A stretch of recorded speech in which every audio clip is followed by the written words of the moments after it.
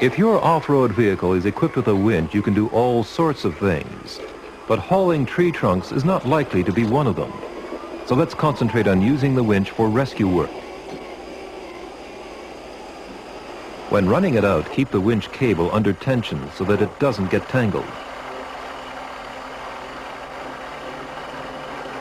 Position your vehicle as far as possible in the direction from which you wish to pull the damaged vehicle, and make sure the cable is attached to it at the right point.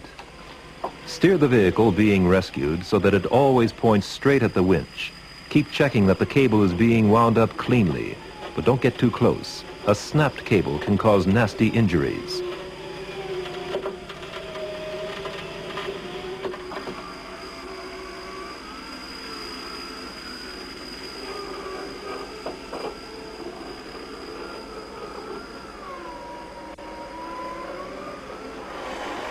If the power is insufficient, you can use a snatch block to construct a makeshift block and tackle. This simple expedient has the effect of doubling the power of your winch.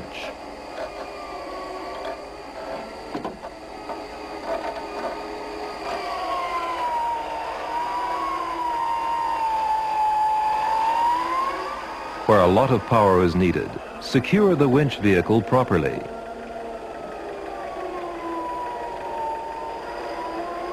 And one cannot stress this point too much. Keep well away from the cable, especially when a lot of power is required.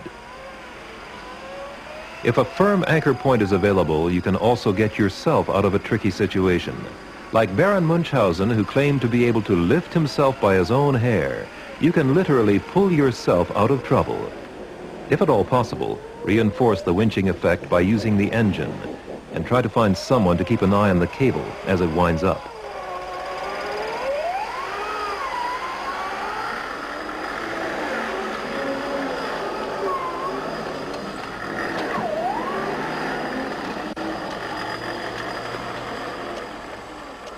When you have finished, clean the cable thoroughly and wind it up carefully. Always use suitable heavy-duty gloves because hairline cracks in the steel cable can cause unpleasant hand injuries. By looking after the cable in this way, you will ensure that it is always ready to deal with a sudden emergency, like the predicament into which our camera team have managed to get themselves.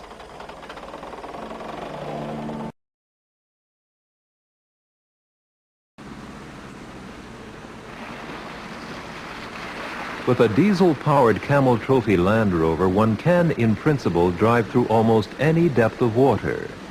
In principle. The essential requirement is that one can get out the other side. The best snorkel in the world, you can see it at the front near the windscreen, is not much use otherwise. And wheel-deep water poses no problem for a petrol engine model. However, you should be sure that this depth will not be exceeded. So it pays to check this as well as the nature of the ground beneath the water before proceeding.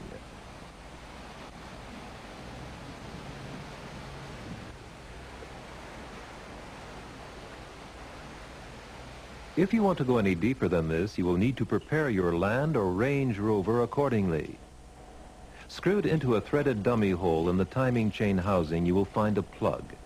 Unscrew it and use the plug as a seal to keep water out of the timing chain housing.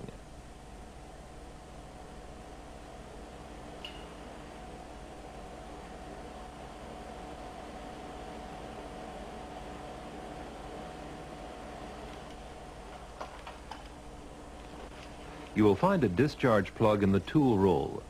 Screw this into the flywheel housing or the clutch housing to prevent the grease being washed out and dirty water entering the housing and damaging the clutch.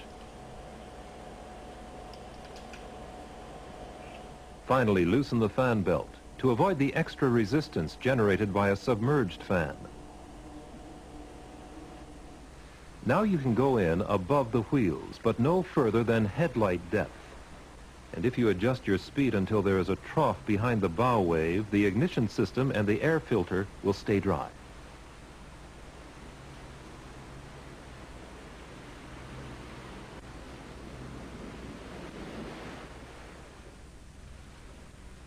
Avoid crossing flowing water at right angles, but but try to do so at an angle of about 45 degrees. The current will have a much smaller surface to act on.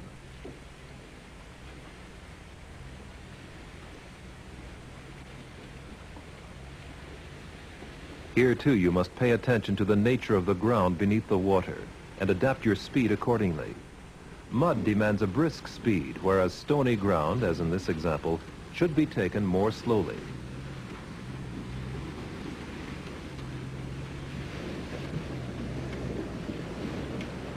After taking your bath, don't forget to retighten the fan belt and open the plugged holes again. Above all, though, check the brakes, because wet brake linings don't always grip properly. Driving on a level surface across virgin sand looks easy enough, inviting even.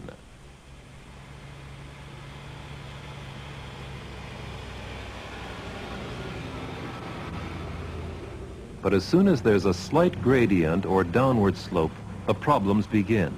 The wheels start to spin and quickly dig in. The first thing to do is to reduce tire pressure. This is a fully inflated tire.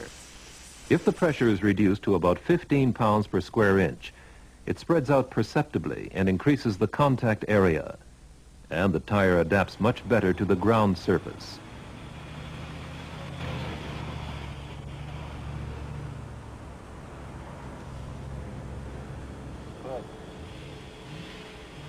Even with reduced tire pressure, driving in sand is still tricky.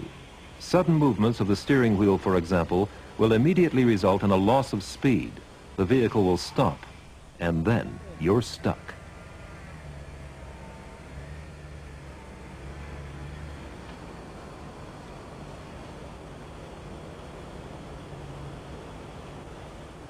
In this case, the steady and not too low speed that is recommended for driving in sand proves unsuccessful, as was demonstrated in the lesson on incline driving.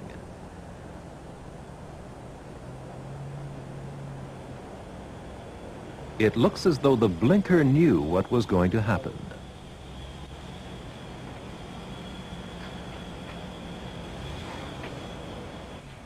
When driving in sand, at all costs, try to prevent the vehicle from coming to a standstill. Have the courage to reduce the steering lock if a slip should start to develop, and work with sensitive feet and not too much throttle. Then you might make it. Just.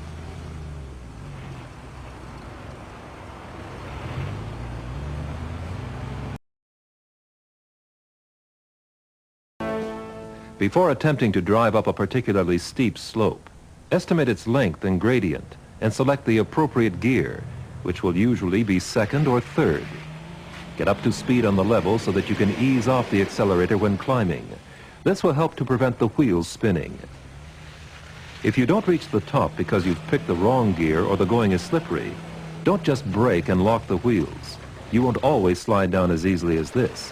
The vehicle is out of control.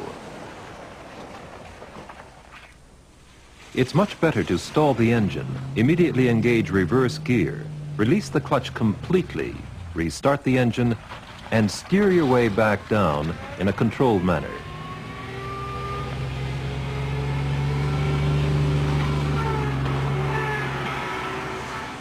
If you're successful on the next attempt, avoid driving over the summit too quickly.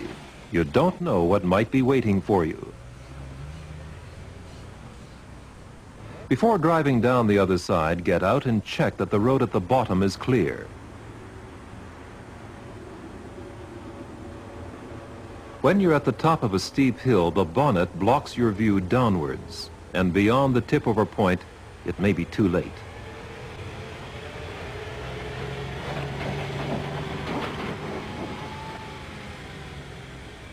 After making your check, always engage first gear and roll slowly down to the bottom without braking.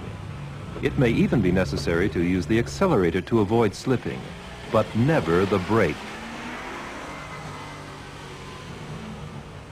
If you need to negotiate a bend on a steep incline, simply combine the two components. You drive up as fast as necessary. Arrive at the highest point as slowly as possible. Change down into first gear and roll down to the bottom without braking. Don't be too proud to stop on the summit to change gear, but be careful not to let the higher of the two front wheels go up the bank or over any other obstacle.